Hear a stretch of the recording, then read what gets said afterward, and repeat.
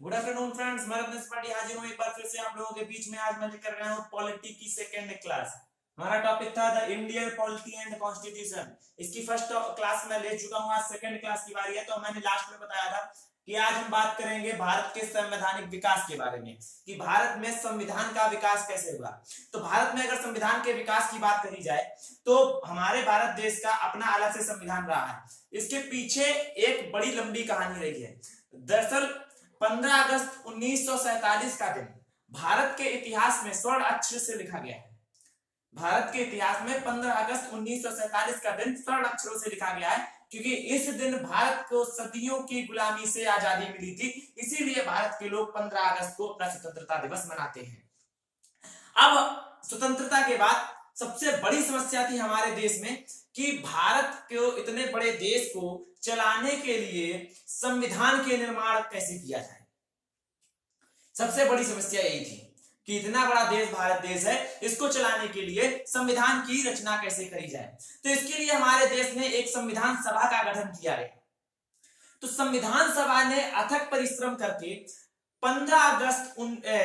26 जनवरी 1950 को संविधान का निर्माण करके उसे भारत में लागू कर दिया। 26 जनवरी 1950 वो दूसरा दिन था जो भारत के इतिहास के पन्नों में दोबारा स्वर्ण अक्षरों में लिखा गया। भारत के इतिहास में पहला स्वर्ण अक्षरों से लिखा गया दिन 15 अगस्त 1947 था, जब भारत सदियों की गुलामी से मुक्त हुआ था। अगर बात करें दूसरे स्वर्ण दिवस का, दूसरा जो स्वर्ण अक्षरों से दिन लिखा गया था तो वो था 26 जनवरी 1950, क्योंकि इस दिन भारत ने अपना संविधान तैयार करके भारत देश में लागू कर दिया गया था। बहुत परिश्रम करना पड़ा इसके पीछे संविधान सभा को। 26 जनवरी 1950 को हमारा संविधान लागू हुआ। हमारा भारत देश अब विश्व के मंच पर एक गणतंत्र के रूप में उभरा। अब बात करी जाए अगर गणतंत्र क्या है, तो गणतंत्र ऐसा देश जहां पर राष्ट्र अध्यक्ष का चुनाव होता है। जो राज्याध्यक्ष बनाया जाता है वो चुनाव के जरिए बनाया जाता है, तो ऐसा देश गणतंत्र देश कहलाता है। तो संविधान सभा के अथक परिश्रम के बाद जब 26 जनवरी 1950 को हमारा संविधान लागू हुआ, तो इसके बाद हमारा भारत देश विश्व मंच पर एक गणतंत्र के रूप में उभरा था। गणतंत्र का मतलब हमने बता दिया, जहां राष्ट्राध्यक्ष का चुनाव होता है। अब संवैधानिक विकास को देखते हुए बात करी जाए तो हमारे यहां संवैधानिक विकास को दो भागों में बांटा गया है। संवैधानिक विकास को दो भागों में बांटा गया है। पहला भाग हमारा चलता है 1608 से 1858 ईस्वी तक। 1608 से 1858 ईस्वी तक का जो विकास रहा है वो हमारे देश में कंपनी के शासन के नाम से जाना जाता है। किसके शासन के नाम से? कंपनी के शासन के नाम से। 1608 से 1858 तक जो भारत में शासन रहा वो कंपनी, कौन सी कंपनी थी? कल हमने इसको नाम बताया था, द ईस्ट इंडिया कंपनी। तो 1608 से 1858 तक स्थायित्व जो था वो कंपनी का था भारत में। दूसरा जो भाग था वो था 1858 तक भारत की स्वतंत्रता तक। 1858 से लेके भारत देश की स्वतंत्रता, तो स्वतंत्रता कब मिली थी? 1947, अर्थात 1947 तक का जो दूसरा पार्ट था, ये जो शासन था ये हमारी महारानी ब्रिटिश का क्राउन जो था, मतलब महारानी एलिजाबेथ का शासन था। इंडिया पर 1858 से 1947 तक जो आधिपत्य रहा वो ब्रिटिश की महारानी एलिजाबेथ का था। संवैधानिक विकास की अगर हम बात करें तो संवैधानिक विकास क्या है? अगर बात की जाए तो संवैधानिक विकास क्या है, तो संवैधानिक विकास एक ऐसी सीढ़ियां हैं जिन पर आगे बढ़कर या चलकर कोई भी देश अपने संविधान का विकास करे तो उन्हें हम संवैधानिक विकास कहते हैं। एक बार फिर बात करते हैं कि संवैधानिक विकास क्या है। तो संवैधानिक विकास किसी देश के लिए वो सीढ़ियां हैं जिस पर आगे चलकर कोई देश अपने देश के संविधान का निर्माण करता है। ये मैंने पिछली भी क्लास में बताया था कि प्रत्येक देश का अपना संविधान होता है। हमारे देश का भी अपना संविधान था जो 26 जनवरी 1950 को लागू कर दिया गया था। इसके बाद हमारा देश गणतंत्र के रूप में उभरा था। अब बात करें तो संवैधानिक विकास में तो सबसे बड़ा योगदान, बहुत बड़ा योगदान अंग्रेजों का भी माना जाता है, क्योंकि अंग्रेजों के आने से पहले हमारे भारत देश में जो शासन चलाया जाता था वो राजा महाराजाओं द्वारा चलाया जाता था। लेकिन हमारे देश में अंग्रेजों के आने के बाद समय समय पर कंपनी को चलाने के लिए, कंपनी मतलब कौन सी कंपनी? ईस्ट इंडिया कंपनी को, ईस्ट इंडिया कंपनी को चलाने के लिए समय समय पर कंपनी अंग्रेजों के द्वारा नियम व कानून लाए गए। भारत में कई प्रकार के नियम व कानून लाए गए, जिनमें से हम पढ़ेंगे कंपनी के द्वारा जो लाए गए थे 1773 का रेगुलेटिंग एक्ट, ठीक है, तो वही बात है कि इन्हीं, ठीक है, उसके बाद 1784 का क्विट्स इंडिया एक्ट, 1793 का चार्टर एक्ट, 1813 का चार्टर एक्ट, 1833 का चार्टर एक्ट, 1853 का चार्टर एक्ट। तो कंपनी द्वारा ये समय समय पर नियम कानून लाए गए। उसके बाद जब 1858 के बाद महारानी एलिजाबेथ का शासन हुआ, तो एलिजाबेथ के द्वारा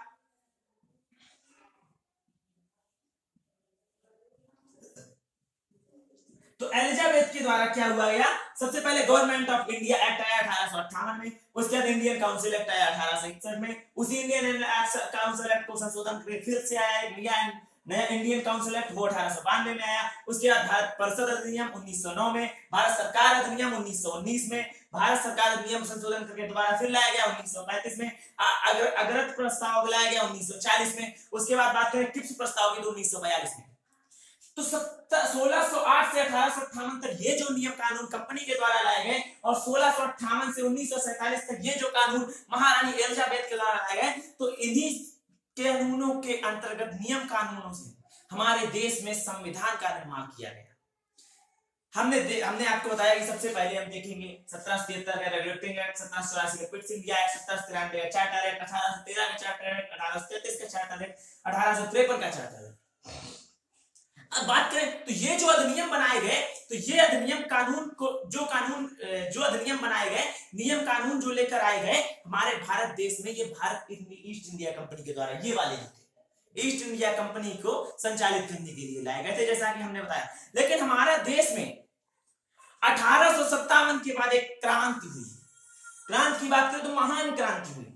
1857 की क्रांति के बारे में अगर बात करें, और उस तो हुआ क्या था, कहां पे थे हम लोग, हाँ 1857 में हमारे यहाँ एक महान क्रांति हुई, और इस महान क्रांति के बाद भारत में आमूल चूल परिवर्तन हुए, मतलब बहुत बड़े बड़े परिवर्तन हुए। तो 1857 की बात करें तो इसके बाद 1857 की क्रांति के बाद ये जो कंपनी से शासन महारानी एलिजाबेथ ने छीन लिया कि आप अब शासन करने लायक रह नहीं गए हैं, संभाल नहीं पा रहे लोगों को, तो 1858 से 1947 तक फिर उन्होंने महारानी एलिजाबेथ ने शासन अपने हाथ में लेकर कार्यभार संभाला। 1857 की महान क्रांति की बात करें तो 1857 की महान क्रांति में, जिसमें 19 मार्च 1857, क्या एक बार फिर से एक बार समझने की कोशिश करिएगा, 29 मार्च 29 मार्च 1857, 29 मार्च 1857 में भारत के महान नायक मंगल पांडे ने, किसने, भारत के महान नायक मंगल पांडे ने गाय व सुअर की चर्बी से बने कारतूसों को मुंह से छीलने के लिए मना कर दिया। पहले क्या होता था, जो अंग्रेज कारतूस लाते थे उनको ऐसे पहले मुंह से छीला जाता था, उनकी एक लेयर होती थी, वो हटा के तब बंदूक पे भर के चलाई जाती थी। तो हुआ क्या, तो मंगल पांडे ने 29 मार्च 1857 को इन्हीं कारतूसों को मुंह से छूलना बंद कर दिया, क्योंकि उन्होंने कहा कि इसमें गाय और सुअर की चर्बी लगी हुई है, और हम लोग गाय और सुअर की चर्बी का सेवन नहीं कर सकते, मुंह से नहीं छील सकते। तो इसी कानून के ये जब इन्होंने बात कही तो इनको फांसी की सजा दे दी गई। इसने इतनी छोटी सी बात के लिए फांसी की सजा दे दी गई। फांसी की सजा कब दी गई, 8 अप्रैल 1857 को, 8 अप्रैल 1857 को फांसी की सजा दे दी गई। इसके बाद 19 मई नहीं 10 मई, ठीक है, हाँ 10 मई 1857, इसके बाद 10 मई 1857 को भारत देश में यही क्रांति, महान क्रांति बनकर शुरुआत हुई। और उस महान क्रांति के बाद शुरुआत के बाद भारत देश में एक के बाद कई नियम है, कुछ इस तरीके से। फिर पहले ये आए थे, जब शासन छीन लिया गया तो 8 अप्रैल 1857 को जब महान क्रांति हुई, क्रांति फांसी की सजा दे दी गई, तो ये महान क्रांति में बदल गई। तो इसके बाद क्या हुआ, महारानी एलिजाबेथ ने एक के बाद कई सारे नियमों को भारत में उतार दिया। अब तक 1608 से 1858 तक जो कंपनी की शासन था, यानी वहां की कंपनी की शासन था, तो 58 कंपनी का शासन था। लेकिन 1858 से जब महान क्रांति हो गई तो 1857 से महारानी एलिजाबेथ ने शासन स्वयं अपने हाथ में ले लिया, और इसके बाद जब ये एक्ट लाए गए, एक के बाद एक नए नियम लाए गए भारत में, तो ये पास किसके द्वारा किए गए? अगर कह दिया जाए 1857 से 1947 तक के जो नियम लाए गए, अधिनियम लाए गए, तो किसके द्वारा? वहां की महारानी एलिजाबेथ या वहां की संसद, ब्रिटेन की संसद के द्वारा एक के बाद एक नियम भारत में लागू किए गए। जब 1858 से 1947 की महान क्रांति हुई, तो यहाँ पे महारानी एलिजाबेथ का शासन हो गया। तो जब महाराना एलिजाबेथ का शासन हुआ, तो 1858 के बाद जो भारत का गवर्नर जनरल होता था, उसको वाइस राय कहा जाने लगा। क्या कहा जाने लगा? वाइस राय कहा जाने लगा। अब 1858 से 1947 तक जो ब्रिटेन क्राउन था या एलिजाबेथ का शासन था, उसमें एक्ट लाए गए और इन्हीं एक्ट के जरिए भारत के संविधान का निर्माण किया गया। इनमें सबको चूज किया गया, जो अच्छी बातें थी उनको लिया गया भारत के संविधान में। तो इसीलिए कहा जाता है कि भारत के संवैधानिक विकास में अगर बात की जाए तो बहुत बड़ा योगदान अंग्रेजों का था। जब मैंने कल वाला पार्ट भी आपको पढ़ाया था, तो उसमें भी मैंने आपको बताया था कि भारत के संविधान में, भारत के संविधान के विकास में जो ईस्ट इंडिया कंपनी का आगमन था, उसका बहुत बड़ा योगदान था। इसी प्रकार जब अंग्रेजों का भी आगमन हुआ, तो अंग्रेजों ने आगमन के बाद भारत में कई सारे नियम आए। पहले ये नियम आए, अंग्रेजों के आगमन की भी शुरुआत यहीं से हुई थी, east India company. East India company के जरिए ही अंग्रेजों ने भारत में पैर जमाना स्टार्ट किया था। तो एक बार फिर से सुन लीजिएगा कि भारत के संवैधानिक विकास की बात करें तो संवैधानिक विकास में भारत के अपना 15 अगस्त 1947 की आजादी के बाद जब भारत ने अपना संविधान बनाया, तो उनमें सब में अंग्रेजों का एक जो नियम कानून थे बनाए हुए, उनका बहुत बड़ा योगदान था। इन्हीं कानूनों के मतलब कुछ अच्छी बातें ग्रहण करी गई और इनको अपने संविधान में डाला गया। तो अभी ये जो 1700 एक्ट, जैसे 1773 का रेगुलेटिंग एक्ट है, 1784 पिट्स इंडिया एक्ट है, 1793 का चार्टर एक्ट है, 1813 का चार्टर एक्ट है, 1833 का चार्टर एक्ट है, 1853 का चार्टर एक्ट है। तो ये तो अभी आपने सिर्फ नाम सुना है।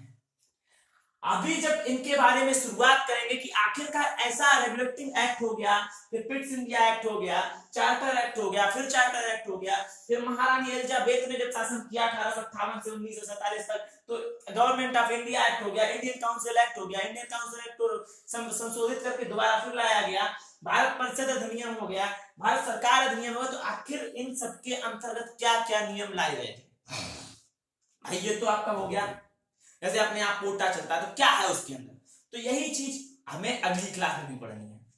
एक बार हम बता दिया, फिर से एक बार आपको रिवाइज करा देते हैं। तो भारत के संवैधानिक विकास की बात की जाए तो हमारे भारत देश का अपना स्वयं का संविधान है। इसके पीछे जो कहानी है वो मैं आपको बता दिया हूं। 15 अगस्त 1947 को भारत अपनी ब्रिटेन की गुलामी या सदियों के अंग्रेजों की गुलामी से मुक्त हुआ था, जिसके बाद भारत ने सबसे बड़ी समस्या जो मुश्किल का सामना किया वो ये थी कि इतने बड़े देश को चलाने के लिए एक संविधान की जरूरत पड़ेगी। तो इसके लिए भारत ने एक संविधान सभा का गठन किया। उस संविधान सभा ने अथक परिश्रम और मेहनत करके संविधान का निर्माण किया और भारत में दूसरा दिन था, सबसे बड़ा महत्वपूर्ण दिन था, जो इतिहास में स्वर्ण अक्षरों से लिखा गया, वो था 26 जनवरी 1950।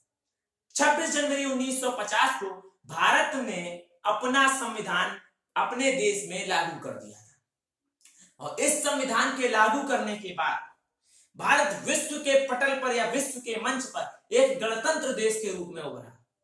हमने बताया गणतंत्र देश वह होता है जहां राष्ट्राध्यक्ष का चुनाव जो होता है, राष्ट्राध्यक्ष का चुनाव जो मतलब जनता के द्वारा होता है, राष्ट्राध्यक्ष चुनाव के द्वारा चुना जाता है। तो भारत देश जब विश्व मंच पर गणतंत्र के रूप में उभरा तो गणतंत्र का एक अलग ही महत्व हो जाता है। तो इसके बाद हमने आपको बताया था कि सबसे जो भारत का संविधान है वो लचीला भी है और कठोर भी है। कुछ मामलों में कठोर है, कुछ मामलों में लचीला है। तो भारत को संवैधानिक विकास में सबसे बड़ा योगदान बात किया जाए जो कंपनी के शासन और ब्रिटिश क्राउन अर्थात अंग्रेजों का बहुत बड़ा योगदान था। 1608 से 1858 तक भारत देश में जो संवैधानिक विकास था वो दो भागों में बांटा जाता है। पहला भाग 1608 से 1858 तक, 1608 से 1858 तक। लेकिन हुआ क्या, 1857 में एक क्रांति हुई जिसमें मंगल पांडे ने गाय और सुअर की चर्बी से बने कारतूसों को मुंह से छीलने से इनकार कर दिया, जिसके कारण 1857 में तो मना कब किया था? 29 मार्च 1857 को मंगल पांडे ने कारतूसों को मुंह से छीलने से मना कर दिया। तो इनको फांसी दे दी गई 8 अप्रैल 1857 को। इसके लिए केवल मुंह से कारतूस ना छीलने के लिए आप समझ सकते हैं कितना क्रूर शासन था अंग्रेजों का। हमने कारतूस छीलने के लिए मना किया तो 8 अप्रैल 1857 को मंगल पांडे की फांसी की सजा हो जाती है। मतलब 8 अप्रैल 1857 को फांसी पे चढ़ा दिया जाता है। तो इसके बाद भारत के लोगों में जो क्रांतिकारी थे उनमें मूल चूल परिवर्तन हुआ, उन्होंने क्रांति छेड़ दी। तो 10 मई 1857 से बहुत भयंकर क्रांति उत्पन्न हुई, जिसमें बहुत लोगों ने भाग लिया। कानपुर से नाना साहब ने भाग लिया, झांसी से रानी लक्ष्मीबाई ने भाग लिया, तो बहुत सारे लोगों ने भाग लिया था। तो 10 मई 1857 की क्रांति हुई। तो इसके बाद महारानी एलिजाबेथ को लगा, ब्रिटेन क्राउन को लगा कि भारत से हमारी सत्ता उखड़ सकती है। तो उन्होंने क्या किया? कंपनी का जो शासन था उसको छीन करके अपने हाथों में ले लिया। तो 1857 में क्रांति हुई। 1858 से 1947 तक का जो दूसरा पार्ट है भारत का संवैधानिक विकास का, तो वो 1858 से 1947 का है। 1858 से 1947 तक भारत में महारानी एलिजाबेथ का शासन रहा, या बोल सकते हैं ब्रिटिश क्राउन का शासन रहा। ब्रिटिश क्राउन मतलब जो महारानी थी, क्राउन वहां महारानी ही थी। तो ये हुआ। उसके बाद अगर हमने बताया था कि संवैधानिक विकास की बात करें तो संवैधानिक विकास वही सीढ़ियां हैं जिन पर आगे बढ़कर या आगे चलकर कोई भी देश अपने संविधान का निर्माण करता है। भाई सीढ़ी चढ़ते रहो ऊपर पहुंचना, तो वही चीज है कि संवैधानिक विकास की बात करें तो ऐसी सीढ़ियां हैं जिन पर चल करके कोई भी देश आगे चलकर अपने संविधान का निर्माण करता है। इसी प्रकार भारत ने संवैधानिक विकास किया और अपने देश का एक अलग संविधान बनाया, और वो जो संविधान बनाया लिखित संविधान था, विश्व का सबसे बड़ा संविधान था। फिर हमने कुछ कल पॉइंट बताए थे, इसी में हम रिवीजन कर देते हैं कुछ, कि सबसे कठोर संविधान की बात करी गई थी तो अमेरिका का था। भारत का संविधान बताया गया था लचीला और कठोर दोनों प्रकार का है। भारत का बताया गया था, एक महोदय थे उन्होंने बताया था कि भारत का संविधान अर्ध संघात्मक है, मतलब एकात्मक भी है और संघात्मक ही। एकात्मक और संघात्मक की थ्योरी हम आपको कल बता चुके थे, ठीक है। तो अब एक बात आती है, सबसे कठोर संविधान जब अमेरिका का है तो सबसे लचीला संविधान कहां का? तो ये पॉइंट नोट कर लीजिएगा, एग्जाम में आया था एक बार।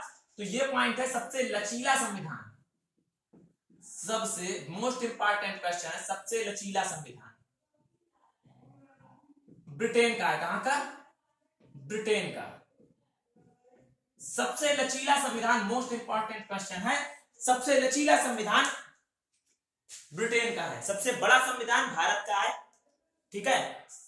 और ब्रिटेन का ही संविधान हमने बताया था एकमात्र संविधान ऐसा है जो अलिखित है, जो कोई लिखा नहीं गया। ब्रिटेन का संविधान एकमात्र ऐसा संविधान है जो अलिखित है, ठीक है।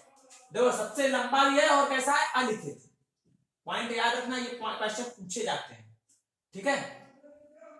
सबसे कठोर संविधान था अमेरिका का, भारत का कठोर और लचीला भी था। एक भारत का अर्ध संघात्मक भी था, मतलब एकात्मक भी था, संघात्मक भी था। सबसे लचीला हो गया ब्रिटेन का। उसके बाद विश्व का सबसे बड़ा संविधान बात करी जाए तो कहां का है? भारत का, ठीक है। सबसे छोटा संविधान बात करी जाए तो मैंने बताया था अमेरिका का, ठीक है। तो यहाँ संविधान की अब योगदान जब हुआ तो हमने बताया कि इसी के बाद से संपर्क में आता है कि भारत के संवैधानिक विकास में सब बहुत ज्यादा योगदान है वो अंग्रेजों का है, क्योंकि अंग्रेजों के आने से पहले हमारे देश में जो शासन चलाया जाता था, जो नियम कानून बनाए जाते थे, वो राजा महाराजाओं द्वारा किया जाता था। इसके बाद भारत में अंग्रेज आए, इन्होंने भारत पर आधिपत्य स्थापित किया, पहले कंपनी के द्वारा, फिर हमने बताया क्रांति के बाद 1858 से महारानी ने स्वयं अपने आप में लिया। तो इन्होंने समय समय पर भारत में नए नियम व कानून बनाए। तो इन्हीं नियम कानूनों से भारत क्या हुआ, नियम कानून की रूपरेखा जो होती है, जैसे तैयार कैसे करेंगे, ये नियम कैसे तैयार किए गए, इनमें क्या अच्छा है क्या बुरा है, बुरी चीजों को हटाओ अच्छी चीजों को ग्रहण करो। इसीलिए बोला जाता है जिसके साथ रहो उसके अच्छे चीजों को ग्रहण कर लो, बुरी को खराब कर लो, ठीक है। कभी एक कहावत कही गई है, अच्छा अच्छा गप गप और बुरा बुरा थू थू, ठीक है। तो उसी प्रकार यही, तो इसमें क्या किया भारत ने, जो इसकी रूपरेखा थी, इन नियमों को तैयार करने की जो रूपरेखा थी, उन्हीं रूपरेखा के आधार पर भारत ने अपना संविधान का निर्माण किया। समझे ना? जो कंपनी के शासन के रूल थे, जो ब्रिटिश महारानी के शासन के रूल थे, इन्हीं नियमों के रूपरेखा जो होती है, ये कैसे तैयार करेगा, इन्हीं नियमों की रूपरेखा के आधार पर भारत देश ने अपने संविधान को तैयार किया। तो यही जो था हमारे संवैधानिक विकास, हमने बताया 2 भागों में है। पहला है 1608 से 1858 तक, दूसरा 1858 तक भारत की आजादी तक। 2 पार्ट में था, दोनों का हमने बता दिया। अब आगे जो क्लास आएगी उसमें हम इन सारे नियमों के बारे में पढ़ेंगे, आखिर इन नियमों में ऐसा क्या था। तो अगर आपको ये पॉइंट समझ में आया है तो चैनल को सब्सक्राइब करें, साइड में बेल आइकन का बटन है उसको दबाएं, और अगर पसंद आया है तो लाइक करें। जो कमी समझ में आया आपको वो कमेंट में नीचे करें, मैं उसमें सुधार जरूर करूंगा। ठीक है, घर पे रहें, सुरक्षित रहें, पढ़ते रहें, हम पढ़ाते रहेंगे। जय हिंद।